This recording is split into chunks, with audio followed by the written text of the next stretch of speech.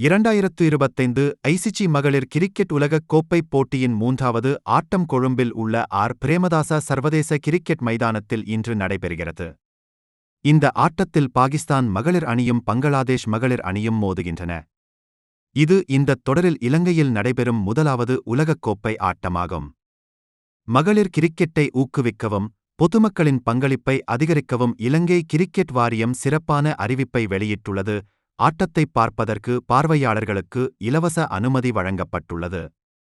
இதுவரை எந்த மகளிர் உலகக் கோப்பை பட்டத்தையும் வெல்லாத இந்த இரு அணிகளுக்கும் இந்தத் தொடரின் ஆரம்பத்தில் உத்வேகத்தைப் பெற இன்றைய போட்டி மிகவும் முக்கியமானதாகும்.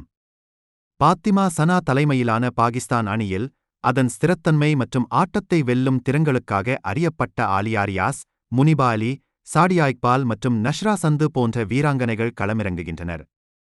மறுபுறம் நிகர் சுல்தானா தலைமையிலான பங்களாதேஷ் அணி தென்னாசியப் போட்டியாளர்களை எதிர்கொள்ள நஹிதா அக்தர், ரிதுமோனி, ஷோர்னா அக்தர் மற்றும் சாமியா அக்தர் ஆகியோரின் அனுபவம் மற்றும் திறமையை நம்பியுள்ளது.